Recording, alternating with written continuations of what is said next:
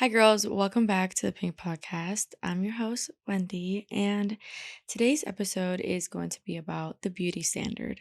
I wanted to talk about this topic because I feel like it's one that affects all of us as women and even as like young girls. And I feel like it's been around since the beginning of time in a different way and it keeps transforming as decades go by and as trends change, but there's always been some sort of beauty standard for us women to look up to idealize, and to kind of transform ourselves and to live by all the time. And whether you're aware of these standards or you're subconsciously living by them, it is something that still like affects us all every day, all the time. And so let's just jump into it. So, beauty standard, I feel like it's been around since the beginning of time. I mean, even when you look back at like Cleopatra and the way that she was so beautiful and like she was kind of like the standard of the time, and then you like fast forward hundreds of years and then it's like Marilyn Monroe, and then now it was like Kim Kardashian. You have all these like women idols, kind of like the owner of that generation and kind of like the trendsetter, not the owner, but the like trendsetter of the beauty standard. And I feel like it usually just starts with like a woman being so beautiful and so breathtaking and different than other women before. Or just like almost like revolutionarily like beautiful in another way, in a different way, and kind of like a just like a new way. Like with any trend, it's always something like new and different, and it's like, ooh, that's fun, and it's new, and it's like the same thing but in a different way. And I feel like that's kind of the same thing with the beauty standard. Now, for me personally, I remember always like knowing as a woman that I had to be cute and pretty and like well put together and had to get ready. I always watched like the women around me get powdered up and pretty and like dressed up and hair done and all these things before going outside and being presentable and being, a pretty woman. And this is just something that I just absorbed while being young, and I kind of understood from a very young age that, that women are supposed to look pretty. And so growing up, that's something that I obviously followed, and I would get ready for school and ready for college. And even now, when I go out anywhere, I feel like I have to get ready. And now the version of getting ready has obviously changed a lot throughout the years. Like when I was in middle school, I wasn't putting on concealer or mascara or whatever. I was just probably like doing my version of cute at the time, like brushing back my hair or something and putting on like bracelets. And then in high school, it's like a little bit more. And it just gradually kind of changes and evolves as you get older. As you become more of a woman, you're more allowed to like express your womanhood and feel pretty in other ways, and to almost like alter yourself more and more and more as you grow older. And so I remember growing up, like actually my dad didn't let me like wear makeup. Like it was forbidden in my house. I couldn't wear makeup. And I started wearing makeup sophomore year, um, against his, oh no, sorry, junior year. So I was 17 and I was like 16-ish, almost 17.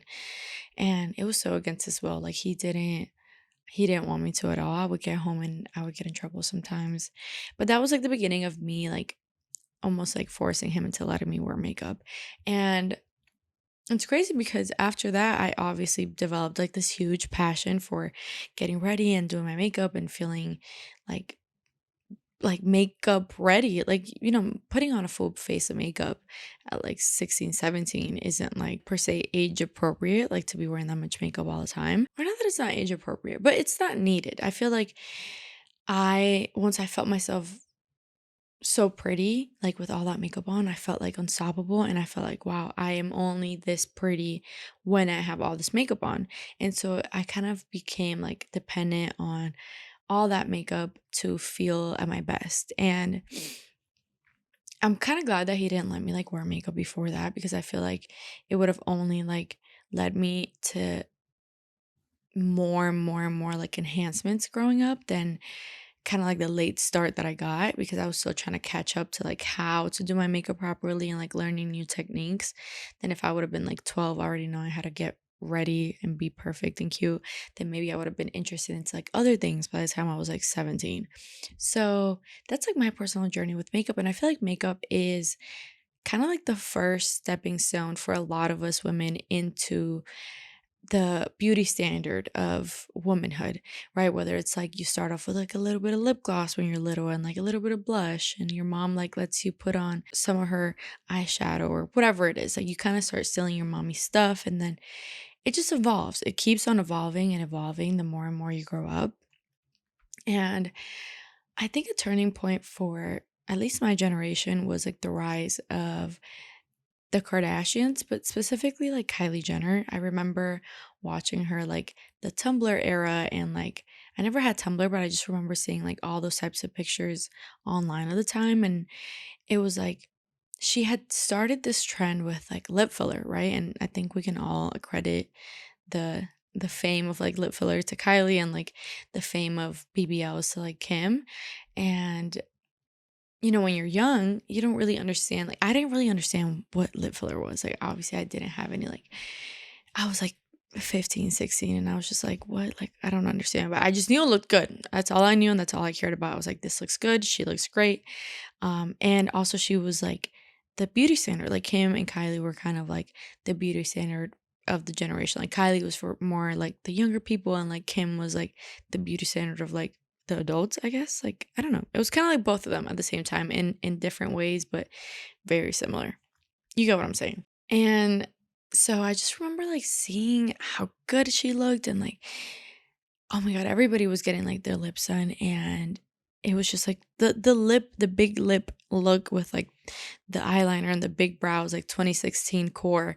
It was such a big like engraved moment in like the makeup world, and that's kind of like when makeup started to really like explode, was like 15, 16, 17, 18, like those years. Like makeup took such a huge turn, especially because of like beauty makeup channels, and like all the beauty gurus and girls were learning how to like do their makeup like we never were able to before, because we have the internet, we had access to like knowledge. And before, like it's not like anybody knew how to beat their face really good, because you had to like, I don't know, go to class or maybe get a private lesson or go to Sephora and have them kind of teach you. It wasn't as accessible as it became once like YouTube and all the makeup gurus started kind of popping off. And so there was like this specific look that was really in at the time. And I think we all know exactly what it looks like in our head. It's like that Kylie Jenner, the big lip and the 2016 brow and whatever, you know what it is. And I remember like, I actually like I loved my lips so much growing up. They were actually like part of my favorite,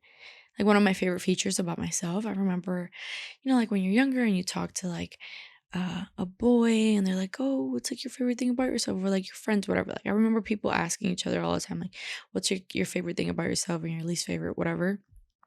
And I used to always say like my lips were my favorite. And somehow, even though that was my favorite, around 17, 18, I started to really, no, not 17. I'm lying. When I was 18, I really wanted to have bigger lips. I think one was like obviously the beauty standard, which was like the big lips and the that was going on. And also it was the fact that I was like doing my makeup, and when you do your makeup, your lips look more voluptuous.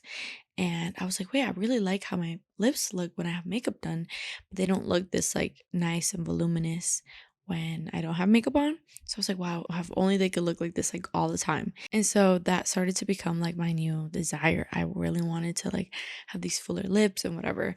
And I ended up getting my lips done. Oh my god, I don't want to lie. I think I was like 18. Am I lying? Hold on. Let me think. Oh, Jesus. I feel like I should check my phone. I think I was 19. I think. Wait. Let me think. I don't know. Okay. I keep thinking. I don't remember. I think I was like, if I had to put my money on it, I think I would want to say I was 19. I think that's like the right age. I was 19 ish when I first got my lips done. And oh my God, that was the start of something. I felt so amazing, so unstoppable. I was like, this is it. Like, I hit for gold. Like, I felt like if somebody, like, when like the boys were like, Dodge going to the moon, like, Dodge, is it Dogecoin? I'm saying that wrong. Dogecoin? I can't. Whatever. That to the moon, and like some of them hit and they were so turned. That was me when I got my lips in. I was so beyond excited, and I felt like I looked like an Instagram star. I was like, "Oh my god, I look like a hottie. Like I get it. I'm a hot girl now. Like this is it. I am a 12 out of 10. Like, oh my god." It was like everything changed once I got my lips done. And getting your lips done starts a little bit of a sickness because when you first get them done, you keep going back because you miss like that super plump look. And it happens to everybody. Like it literally happens to everybody who gets their lips done. Like you get your lips done, and then you start wanting it more and more and more. You're convinced that it looks better, bigger and bigger and bigger. Now, I had a face that kind of held like bigger lips pretty well. It's not like as bad as like it could have looked, but I was definitely still getting them a pinch over what was ideal for my face, right? And it's just because I was like blinded. I had like lip filler blindness. I had like, you know, I I had a blindfold on and I thought I looked perfect and I thought I needed more. Okay. And um FYI, like fast forward to now, I haven't had my lips done in like 2 years. Um 2 years at the end of this month, literally. So they're kind of, I would say, like 80% back to my original size. Um Jeez. And I really miss them. I really want to go get them done, but I feel like they do flatter my face a lot more now that they're back to like how they used to look. They're not like 100% like to nothing because there's still like some filler in there. It's not like 100% how I looked like when I had no filler, but they're like 80% back to like their original size. They're like small and like cute and thin, and um I miss them. I miss having them. Okay, I'm not gonna lie. I look in the mirror every day and I'm like, damn, I want some more. But I feel like it does bring me some more youth to my face, and I like it. I've been liking like the slim lip look on my face, and it's been interesting to see my face look more like how I did when I was younger. Um, and so I'm enjoying it for now. I don't know when I'll get them done again. Um, I like them how they are right now, but I got lip fillers done from 19 to 23 was the last time I had them done. So that's a long time. And when I started getting my lips done, okay, this is really important. When I started getting my lips done when I was 19, I then unlocked a treasure box full of insecurities, okay? This confidence that I had gotten from the lip filler was only a temporary satisfaction to what felt like an infinite road of work that needed to get done in order for me to feel like what I was seeing online. I then started to think, well, I don't have the hips, I don't have the big BBL booty, I don't have the big old boobs, I don't have super skinny arms, I had such a long list. I actually wanted like, maybe I'll zoom in here, but I wanted my nose done.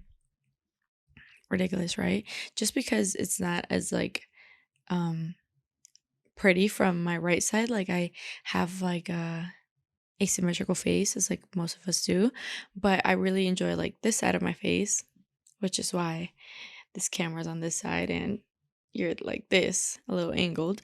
But this side of my face isn't as like symmetrical or like photogenic. There we go. It's not as photogenic. And so when I turn to this side, like my nose isn't as like pretty and sleek as it is from my left side. And so I completely just wanted to get my nose done just because it wasn't as like small as it could be. Like I was like, you know what, with filters it looks smaller and it's cuter. I wanted that done.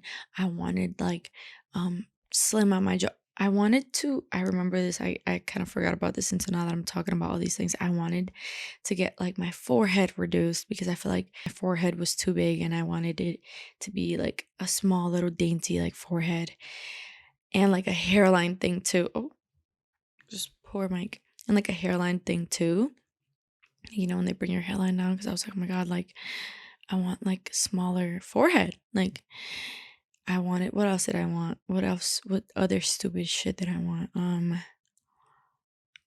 Oh, I wanted like my calves, not my calves, but like I don't know, my ankles to be like wider. Like I wanted like a BBL transferred to like my my ankles. It's ridiculous. I had this ridiculously long list when I was 19. I was 19. I was a kid. And I remember thinking like, oh my God, as soon as I come into some money, like I'm gonna start off like this, all these things. I remember like photoshopping certain photos to imagine what I would look like with a BBL. And I was like, yes, this is so gorge. This is how it needs to look. And obviously my reference and my like beauty standards were like the Kardashians and like Kylie Jenner. And they had like these beautiful BBL, like gorgeous hips. And they look good. They really did look good. And I wanted it. You know what I'm saying? Like I I wanted it. I wanted it so bad. And I was so convinced that I needed it in order to like thrive and to like be like a hot girl in society. I was like, I'm not gonna get anywhere looking like this. Like my butt is not that like big. Like I had good hips, but I didn't have the booty. So that was me at 19. Okay. This, fast forward to now, would have been my biggest nightmare. If I would have followed my intuition at the time, and if I would have listened to my ideas, and if I would have been doing these things based off the beauty standard, now that I enjoy like my natural look and that I am happy with my body, I'm not gonna lie, I still want to get some like arm contouring or something. I still feel like my arms are not as like proportionate to my body, and that's like its own separate thing. But I want to have like a unhealthy obsession with the idea of it. Like I don't feel like if I don't do it that I won't belong or that I'm not good enough in society or something, like how I did when I was like younger. And so these are just things that like I want to like work on, and like that aren't my favorite things about myself. But if I don't get to have it done, I'm not gonna like be depressed or sad. You know what I'm saying? Like I'll be able to be just fine. Like I feel happy how I am now. And I always feel so grateful because I also started my company, Wasted Apparel, when I was 19. And I always feel like, wow, if I would have made like a crazy amount of money when I was 19 from Wasted Apparel, if I would have just like, I don't know, sold a bunch of bikinis enough to like buy me all these procedures, I 1000% would have gotten them all done at that age. And now I would be here sitting at 24 regretting all of it. Like all of it. I literally have like the opposite idea in mind now for myself. Like I enjoy feeling like I like slimmer. Like I enjoy my natural body. I enjoy feeling like more youthful in it and like not worrying about having like this super big butt. Like I do want more of a fuller booty. And I was getting it from the gym. I was like on a surplus and I was like working out, but I didn't really like what the surplus was doing to my health, and I also didn't enjoy like weightlifting, to be honest. Like it's just not my jam.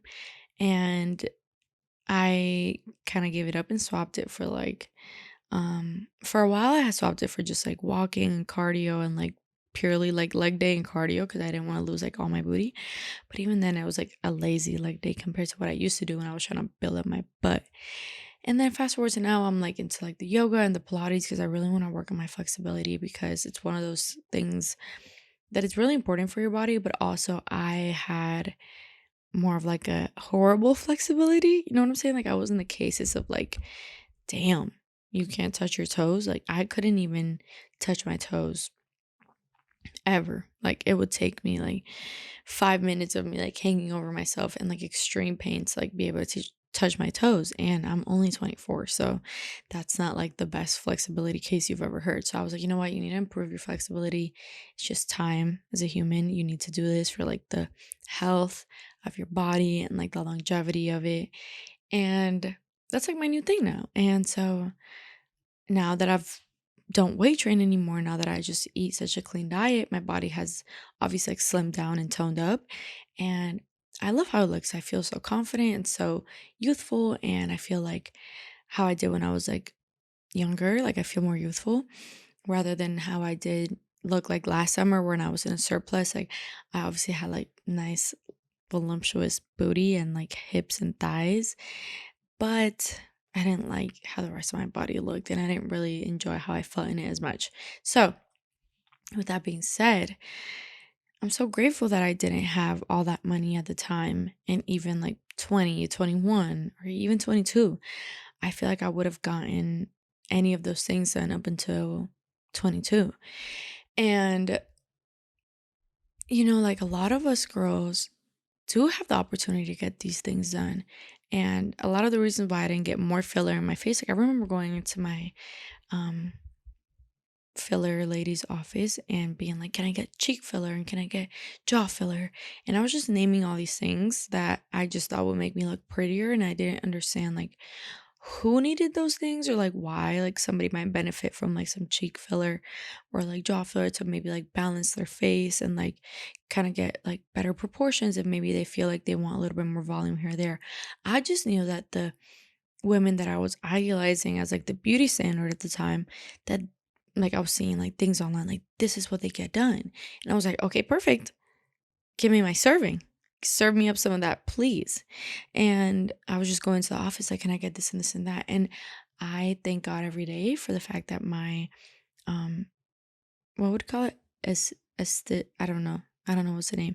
Like the woman who does my filler, um, or who was doing it at the time. I'm so thankful for her not allowing me to do these things to my face and just saying no.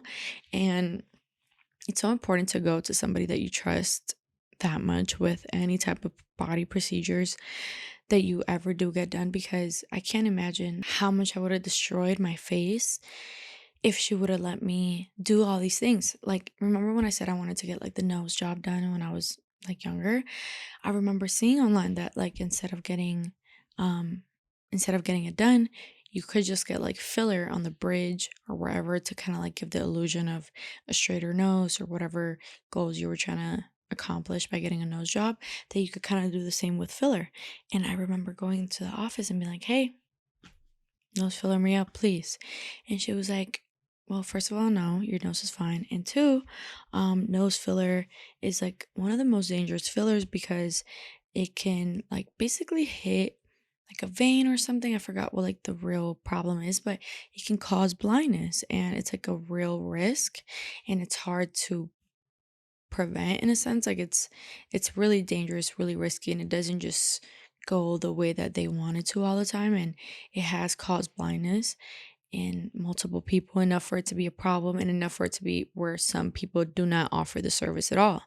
And so I remember her telling me that and I was like, wow, like I'm so glad she told me this because if imagine I would have done it and then went blind from just wanting like I don't know 5% of a more straight nose, like it's so ridiculous. And you know, I remember the time like I didn't want to go to her when I had first found her because she was so expensive and I was like only 19. I didn't have that type of money, but I was like, you know what, Wendy, it's gonna be worth the price of going to like a real expert and knowing that I'm in good hands than in going to anybody.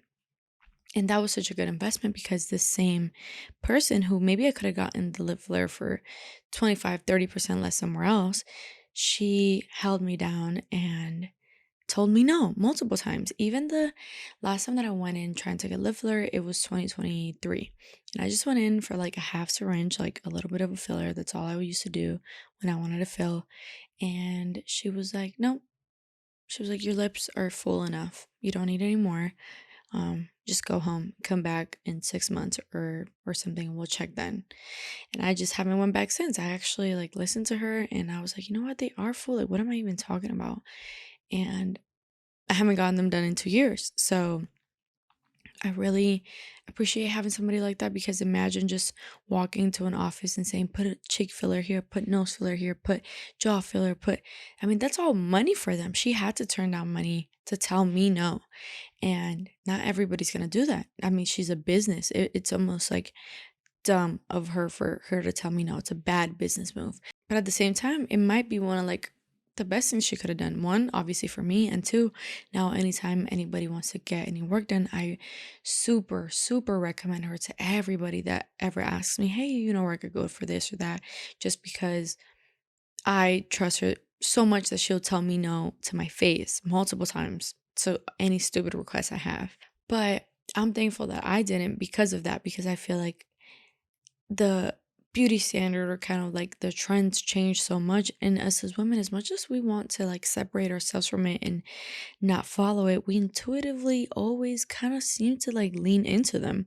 Like somehow we're all into like this clean girl aesthetic now, and like lip gloss and blush and like a little bit of concealer and like just walk out the house.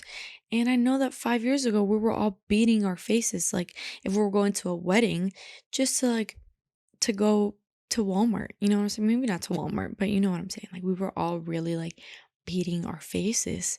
And now it's all about like less is more, and like no makeup and how to look like a like how to make your skin look more like skin and glowy makeup. And it's just about less is more right now. And that's like the trend. And I feel like I don't know what about us women makes us so susceptible to those trends, and myself included. Like I have fallen into like the soft girl aesthetic, and I love it. I actually feel like, wow, I feel so pretty and like back to me. And I enjoy the fact that I am not wearing as much makeup, and maybe that is like one of the best trends that have happened in like the women beauty world, is like, okay, let's just go back to our roots and let's just feel good in our natural skin and not really like worry about changing our entire face and making it look like a filter.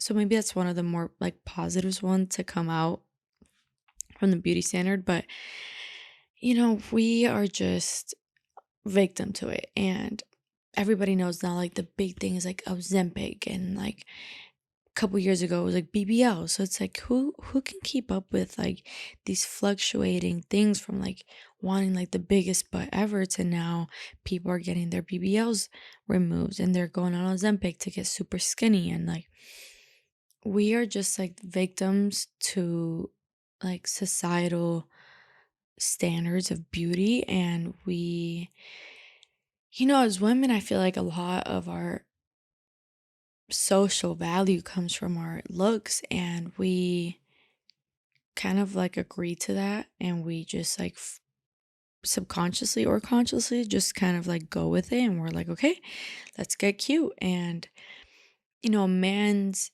value in society is so much more beyond his like looks. Like nobody even cares what a man looks like, to be honest, as long as he's being like the ideal version of a man, as long as he's like being a provider and um strong, and whatever like characteristics are important for a man to have. As long as he has those, like who cares about his looks? As long as he doesn't, so long as it looks like clean and like he takes care of himself, it doesn't really matter that much. But for us women, it's all about like these trends, whether it's like we're doing coffin nails, or we're doing square tapered, or we're doing now almond nails, or we're doing no nails, or it just doesn't end. It's endless. It's like endless with like the makeup trends, it's endless with like the body standard, it's endless with everything that we are expected to look and feel like. And it's not fair to us, but it's also self-inflicted a lot of the times. Like, we don't really need to follow these things. And obviously it's easier said than done. I myself fall victim to it all the time, but I feel like becoming aware that we are not a puppet to like these standards, and understanding that these like trends are gonna come and go like fashion. Like imagine getting like a pair of bell-bottom jeans like glued onto you, and you're supposed to wear these jeans forever. Jean trends come and go. Like it's before it was like bell bottoms, and then it's like straight pants, and then it's like skinny jeans, and then it's like all these different trends.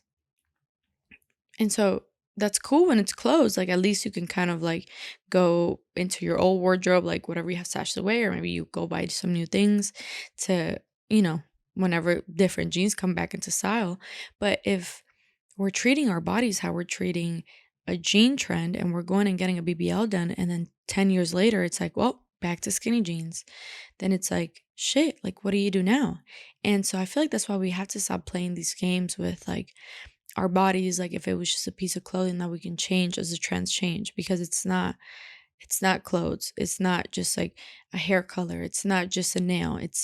It's deep body alterations. And if I would have gotten a BBL and a boob job and a nose job and a calf enhancement thing and whatever stupid else stuff was on that list when I was 19, like I don't know how I would live with myself now, and I don't know how bad I would feel about me being stuck in that body when I didn't want to have those things anymore. So I'm thankful that I don't, but I feel bad for us women who did have the opportunity to get these things done and now you don't want them. And even all the young girls right now that are growing up and they're going to have the same opportunity and they're going to do things that they're going to regret later. Even like some of like I only have like little tattoos and some of them I don't want them anymore. And I always think like, damn, how do the people who have like a really big piece feel? Like that must be so like imprisoning in imprison that's not a word. It must be so mm, I don't know. What's I don't know. It just must make you feel so like caged in, imprisoned. I don't know. Whatever. To not be able to not have these things that you once thought they were cool. Like if I had to have my 2016 makeup on forever, I would be so freaking pissed right now.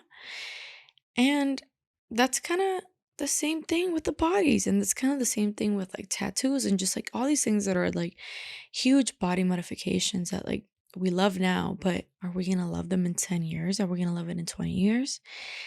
So, I feel like it's cute to like change your clothes if the trends are coming and going.